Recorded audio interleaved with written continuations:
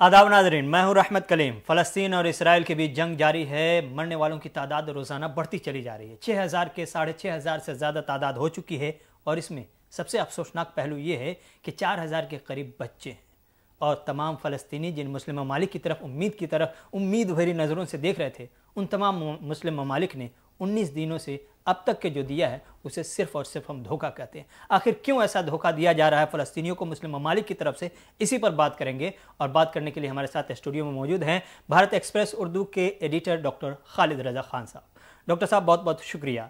सवाल यही है कि फ़लस्तीनी आज ये कह रहे हैं कि जिन पे तकिया था वही पत्ते हवा देने लगे, तो आप इसको कैसे समझते हैं? आखिर क्यों इन लोगों ने हवा दिया? आखिर जिन पे भरोसा था फ़लस्तीनियों को, और जो लोग अब तक के आलमी सतह पर मुस्लिम ममालिक की सरबराही का दावा कर रहे थे या दम भर रहे थे या दावेदारी पेश कर रहे थे, वो सब के सब इस वक्त कहाँ हैं और क्यों पीछे हैं? ये जो नुक्ता है, ये बात मैं पहले भी उठाता रहा हूँ। सबके अपने मफादात हैं जी। जितने हुक्मरां हैं OIC कंट्रीज़ के, सबके अपने अपने इंटरेस्ट हैं। तमाम अपनी अपनी आलमी सतह पर अपने इंटरेस्ट हैं, डोमेस्टिक इंटरेस्ट हैं, कई तरह के अपने अपने इंटरेस्ट हैं। और वो उन्हीं इंटरेस्ट ने और उन्हीं मफाद ने और ये सेल्फिशनेस कहिए, इन सब ने मिलकर उनके अंदर की जुर्रत को, जो कि सही को सही और गलत को गलत कहने की ये हिम्मत ख़त्म कर दी है उन लोगों में। कुछ चंद हुक्मरान आवाज़ ज़रूर उठा रहे हैं।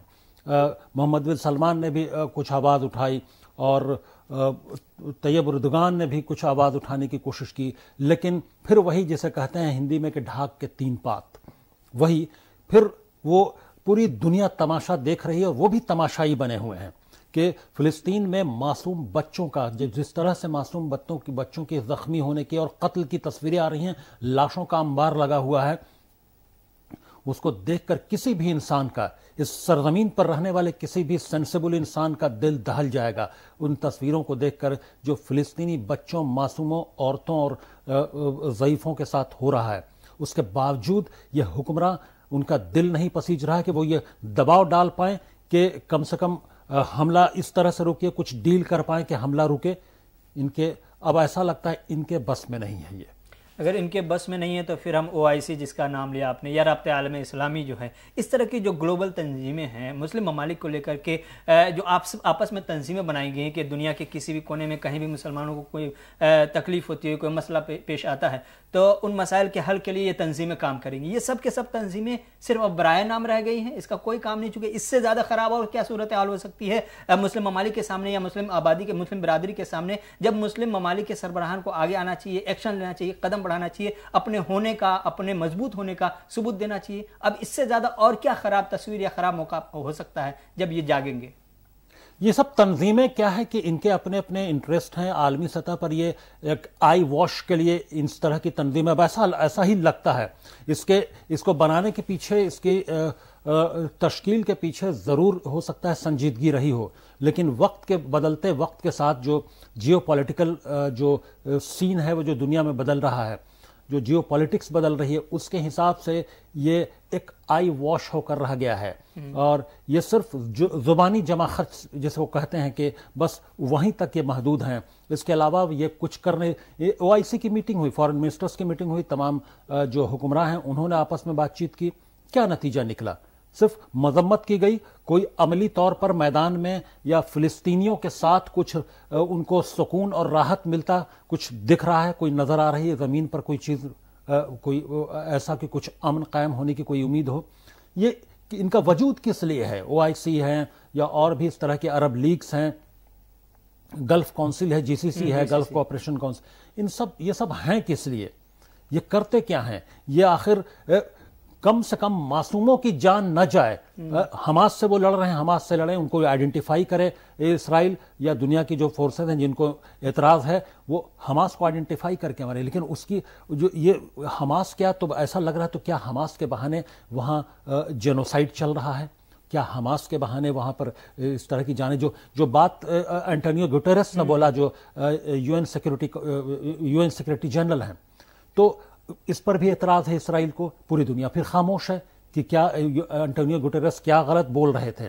UN جنرل کے بیان پہ آؤں گا، لیکن اس سے پہلے مجھے اس مسلم ممالک کو لے کر کے ایک عام مسلمان میں، ہندوستان باہر کے دوسرے کسی بھی مسلم اور خاص طور سے فلسطین کے پس منظر میں اگر دیکھیں تو فلسطینی مسلمان اب تک کے یہ امید لگا رہے تھے کہ ہم پر جو وقفے سے مظالم ڈھائے جا رہے ہیں، ان مظالم کے خلاف کہیں نہ کہیں کبھی نہ کبھی یہ مسلم ممالک ہمارے حق میں آواز اٹھائیں گے، کھڑے ہوں گے، ہمارے ساتھ قدم سے قدم ملا کر کے اسرائیل کے خلاف آئیں گے۔ لیکن اب اس سے زیادہ خطرناک صورتحال میرے خیال سے شاید نہیں ہو سکتی ہے۔ ایسے میں سوال یہی ہے کہ ہم کل تک کے جو عالمی خبروں پر یا عالمی منظرناموں پر جو لوگ نظر رکھتے ہیں ان کی طرف سے یہ کہا جا رہا تھا کہ محمد بن سلمان یعنی سعودی عرب اور ترکی میں مسلم ممالک کی یا عالم اسلام کی نمائندگی کون کرے، ان دونوں کے بیچ اندرون خانہ جنگ چل رہی ہے، ایک طرح کی رسا کشی کی خبر چل رہی تھی۔ یہ کس طرح کی باتیں ہو سکتی ہیں یا کس طرح کی سچائی اس کے پیچھے ہو سکتی ہے کہ یہ دونوں نمائندگی کر بھی سکتے ہیں، یا کرنے کے حوالے سے ان کے اس ٹاپک پر بات بھی ہونی چاہیے کہ ان کو نمائندہ بنایا جا سکتا ہے یا نمائندہ تسلیم کیا جا سکتا ہے کہ مسلم ممالک کے اوپر مسائل آئیں گے تو یہ سب سے پہلے ہوں گے اور سب سے پہلی صف میں آگے کھڑے ہوں گے؟ ایسے ہی وقت میں، ایسے ہی نازک وقت میں جو لیڈر کی پہچان ہوتی ہے کہ کون نمائندگی کر سکتا ہے، کون رہنمائی کر سکتا ہے۔ عام دنوں میں جب حالات معمول پر ہوں تو لیڈرشپ دینے کے لیے کوئی بھی تیار رہتا ہے، ظاہر ہے، لیکن جب نازک وقت آتا ہے، جب کرائسس کا وقت آتا ہے، تب اصل پہچان ہوتی ہے کہ لیڈرشپ کون دے سکتا ہے، کس کے اندر گٹس ہے، کس کے اندر قوت ہے، کس کے اندر ویژن ہے، کون دوراندیشی سے کام کر سکتا ہے۔ یہ ایسا ہی وقت میں نظر آتا ہے، اور اس نازک وقت میں جب فلسطین پر قیامت صغریٰ طاری ہے تو یہ کہا جا سکتا ہے کہ ایسے میں پوری کی پوری OIC لیڈرشپ، جو سو کالڈ جو لیڈرز ہیں، جو حکمراں ہیں، وہ پوری طرح سے ناکام ہیں۔ کوئی لیڈرشپ دینے کا اہل نظر نہیں آ رہا ہے، سب کے اپنے اپنے مفادات ہیں۔ ترکی جو ہے وہ چاہتا ہے، وہ اس کی نظر میں ناٹو ہے، محمد بن سلمان کے کچھ اور اپنے مفادات ہیں، ڈومیسٹک اور انٹرنیشنل۔ تمام لوگ اپنے اپنے مسائل، اپنے اپنے مفادات میں الجھے ہوئے ہیں، اور صرف زبانی جمع خرچ سے کام لیا جائے۔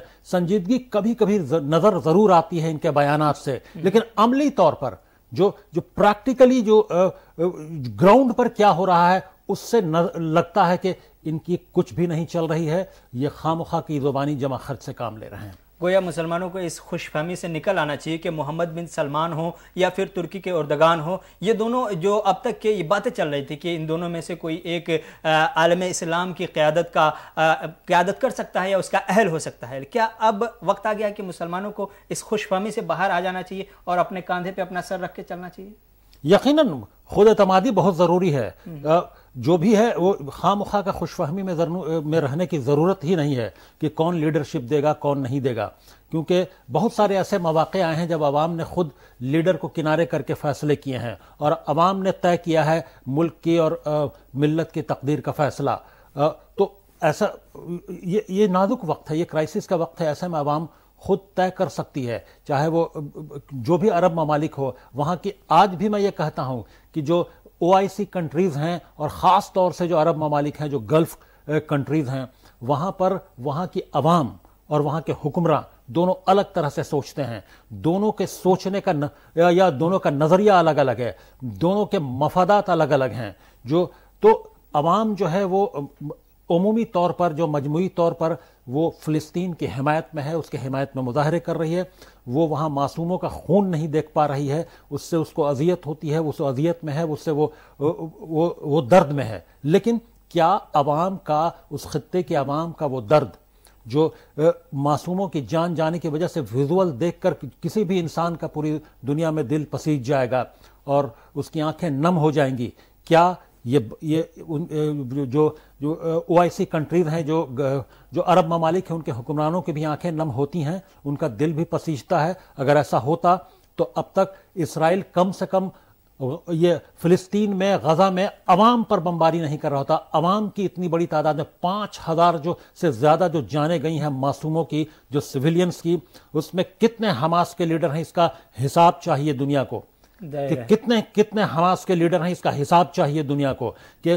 حماس سے لڑائی ہے اسرائیل کی تو حماس کو چن چن کر مارنا چاہیے، آئیڈینٹیفائی کر کے وہ ماریں، اور اس کا حساب اسرائیل کو دینا ہوگا کہ حماس کے کتنے لوگوں کو مارا۔ اس کے بعد کیا سویلینز کو مارنا یہ مقصد ہو گیا ہے؟ اس آڑ میں یہ سوال اٹھے گا۔ ظاہر ہے یہ سویلین کا ہی زیادہ نقصان ہوتا جا رہا ہے، اور ہم اگر یونیسیف کی ایک تازہ ترین رپورٹ کو کوٹ کریں تو یونیسیف نے کہا ہے کہ ہر دن یعنی 24 گھنٹے میں فلسطین کے اندر 400 کے آس پاس بچے یا تو شہید ہو جاتے ہیں یا زخمی ہو جاتے ہیں. یہ 400 روزانہ کی بنیاد پر ہے. اب میرا ایک سوال اور اسی سے ملتا جلتا، پچھلے دنوں قریب سال 1.5 سال پہلے یا اس سے پہلے ٹرمپ کے زمانے میں جب ہم نے دیکھا تھا کہ کچھ مسلم ممالک نے اسرائیل کو تسلیم کیا تھا، عرب ممالک نے، UAE اس میں ایک نمبر پر تھا، تب یہ سوالات اٹھ رہے تھے اور ہنگامہ بھی ہو رہا تھا کہ آپ کیوں ایسا کر رہے ہیں. تب جواب دیا گیا تھا کہ یہ ہم رشتے اس لیے بنا رہے ہیں تاکہ مسئلہ فلسطین کو حل کیا جا سکے. کیا وہ جھوٹ تھا اس وقت؟ یقیناً وہ اس وقت بھی اسرائیل اپنے موقف پر قائم تھا جب یہاں نیگوشیشنز چل رہی تھیں UAE اور باقی دوسرے ملکوں سے، تو اس وقت بھی اسرائیل کی ایکسپینشنسٹ پالیسی چل رہی تھی، اور وہ نئی آبادی جو سیٹلرز ہیں وہ یہ فلسطین کے اور غزہ کے علاقوں میں وہ بس رہے تھے، وہ تب بھی جاری تھا، وہ کبھی رکا نہیں. یہ کس دنیا میں یہ تمام دنیا کو، مسلمانوں کو یا پھر جو پوری دنیا کو کیا میسج دینا چاہتے تھے یہ لوگ، اور کس خوش فہمی میں رہ کر یہ سب کے اپنے اپنے مفادات ہیں. وہ یہ فلسطینیوں کو بار بار گاہے بگاہے دھوکہ ہی دیا گیا ہے اور دھوکہ ہی مل رہا ہے. 75 سال سے، یا تو اگر ہم 1967 کی بھی بات کریں تو اس کے بعد سے مسلسل ان کے ساتھ دھوکہ ہی ہو رہا ہے. 2 اسٹیٹ سولوشن کی بات سب لوگ کرتے ہیں، ہر بار 2 اسٹیٹ سولوشن کی بات اٹھتی ہے، لیکن 2 اسٹیٹ سولوشن کے لیے کوئی آگے نہیں آتا. OIC کنٹریز بھی آگے نہیں آتی، صرف زبانی جمع خرچ سے کام ہوتا ہے. اگر دباؤ سے کام لیا جائے، اگر اسٹریٹجی سے کام لیا جائے تو یہ 2 اسٹیٹ سولوشنز نکلنا کوئی بہت ٹیڑھی کھیر تو لگتا ہے، لیکن بہت ٹیڑھی کھیر ہوگا نہیں اگر صحیح اسٹریٹجی بنائی جائے تو. بہت بہت شکریہ ڈاکٹر خالد رضا خان صاحب. جو مسلم ممالک سے امیدیں تھیں، ظاہر ہے وہ ساری امیدیں کہیں نہ کہیں ثابت ہو رہی ہیں، اور جس طرح سے فلسطینیوں کو بار بار دھوکہ مل رہا ہے، ایسے ماحول میں صرف اور صرف آپ کے لیے یا ہم سب کے لیے ضروری ہے کہ انسانیت کا خون نہ ہو. اس کی بقا کے لیے دعا کریں، چونکہ ہمارے بس میں یہی ہے. جن کے بس میں بہت کچھ کرنے کی صلاحیت ہے یا جن کے پاس بہت ساری طاقتیں ہیں، وہ سب کے سب بیان بازی کر رہے ہیں، اس کے علاوہ کچھ نہیں. ویڈیو پسند آئی تو لائک کیجیے، شیئر کیجیے، سبسکرائب کیجیے. شکریہ.